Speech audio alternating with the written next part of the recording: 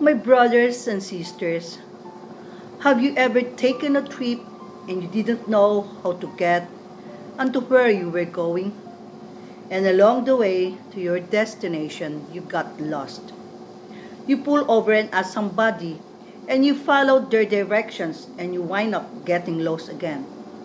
But finally, you referred to your cell phone apps, the Waze or the Google Map, and you followed the instructions on the map and you found your destination. And I need to pause and tell you, you can get lost physically and you can also get lost spiritually.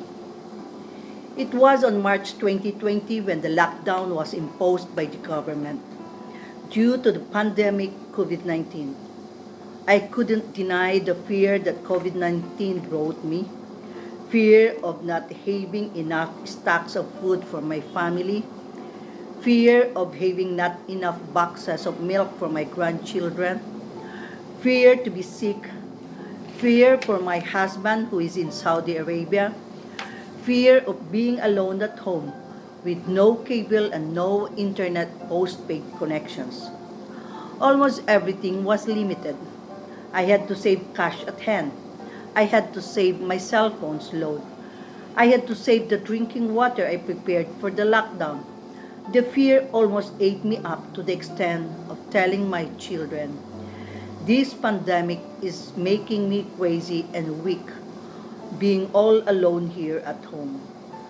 I am used to being alone at home for almost 20 years, but I am not used to being at home all through the day and night. During the lockdown, I wanted to have a general cleaning at home, but I was afraid of getting sick. I was afraid of my allergies and asthma to trigger. The fear engulfed me physically, but as an extraordinary child of God, the pandemic led me closer to Him.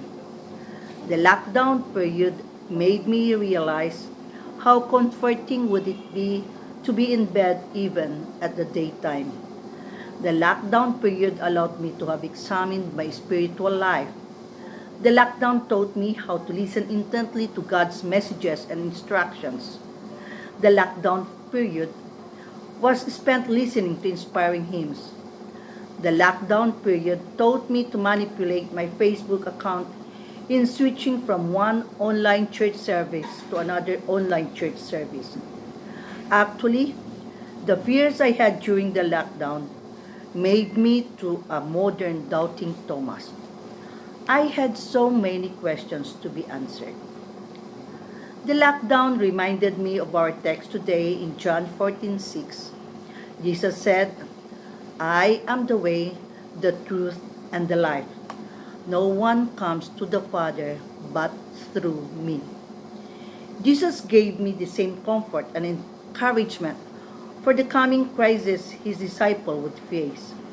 Jesus pleaded with me and pleads with them to have the same faith in him I and they have in God. He was assuring me and them that he was there, our forerunner. For there is one God and one mediator also between God and men, the man Christ Jesus, as mentioned in 1 Timothy chapter 2, verse 5. Jesus is the way. Jesus is not only the way, he is the only way to the Father. Man is totally ruined in sin, and his only hope is in a right relationship with God. The solution to our problem is a personal relationship with Christ. Jesus said, it is enough that you know me. John 14, verse 8.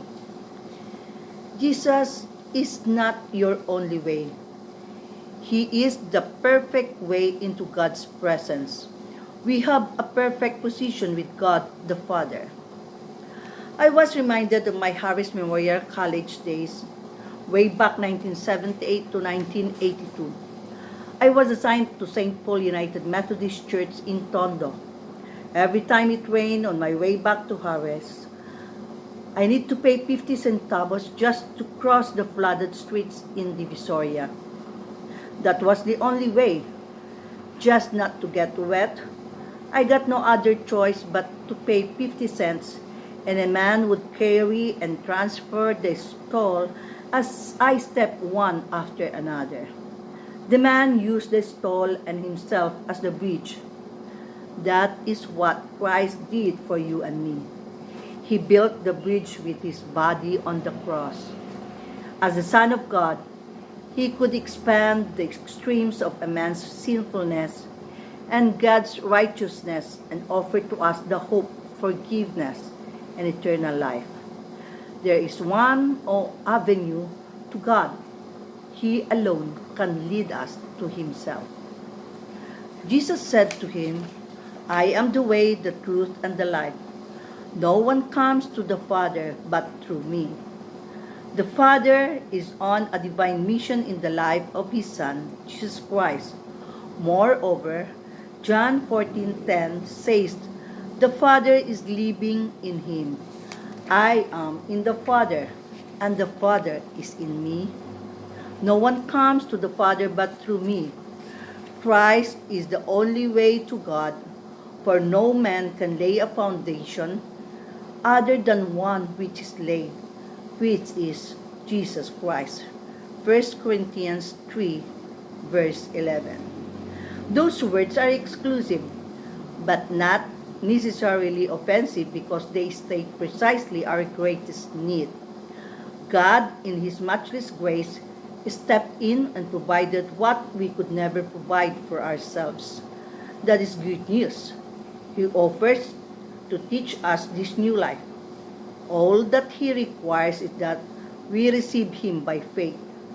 There is nothing to achieve, no self-help programs, no self-improvements to be made, no lessons to learn.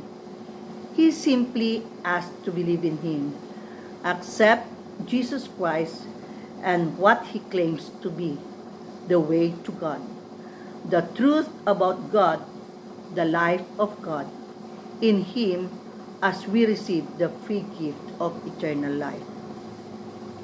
Jesus is the truth. Jesus Christ is the full, final, and complete revelation to God. Jesus is the truth. I myself am the truth. I and I alone, and no one else is the truth. Jesus is the actual embodiment of the truth. He is the authorized representative and revealer of God. He hears what the Father says and does what the Father tells him to do. You can paraphrase John 14:6. I am the way that reveals the truth about God and gives life to people.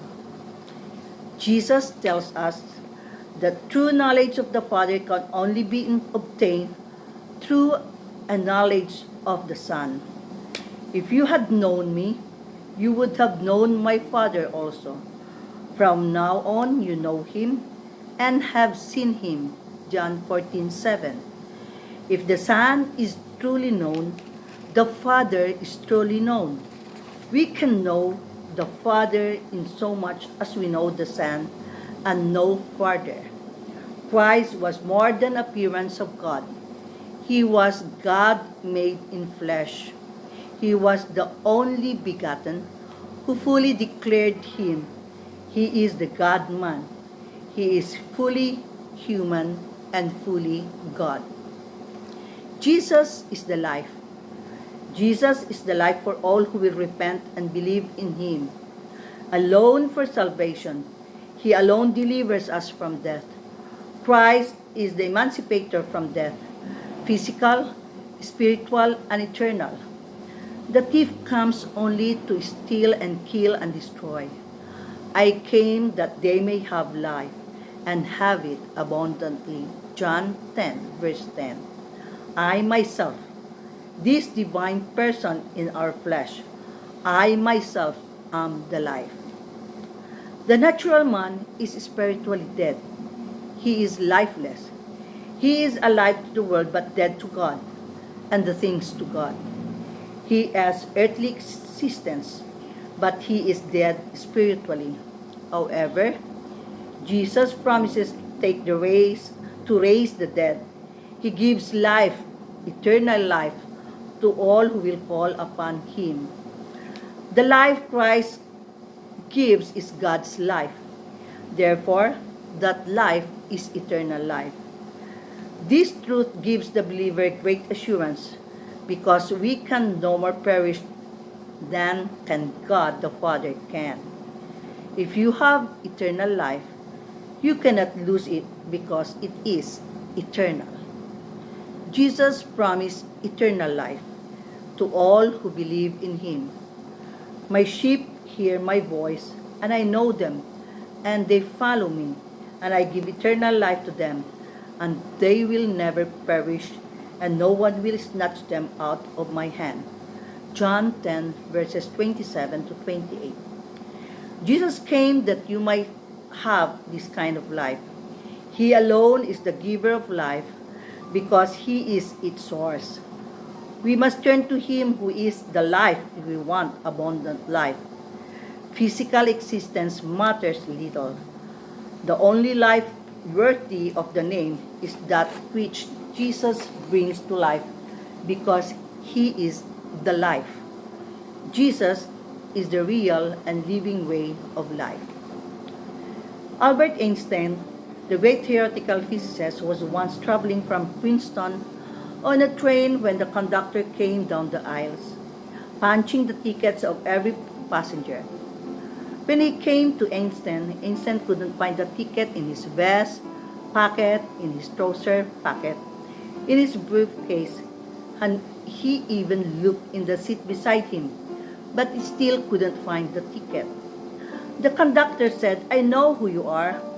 We all know who you are. I'm sure you bought a ticket. Don't worry about it." As the conductor continued down the aisles, he turned around and saw Einstein on his hands and knees looking under his seat for his ticket. The conductor rushed back and said, "Dr. Einstein, don't worry. I know who you are. No problem. You don't need a ticket. I'm sure you bought one." Einstein looked at him and said, "Young man, I know who I am. What I don't know is where I am going." Einstein said, "What I don't know is where I'm going." How about you, brothers and sisters? Do you know where are you going to? Can you be real and humble enough to seek answers for Christ? Christmas is coming home. Christmas is time to go home. Jesus is the only way to God. Reach out today to him. He is our roadmap to heaven. He is our Waze and Google Map. In John 14:6, Jesus said, "I am the way, the truth, and the life. No one comes to the Father but through me." Come home for Christmas. To God alone, we give the praise and glory.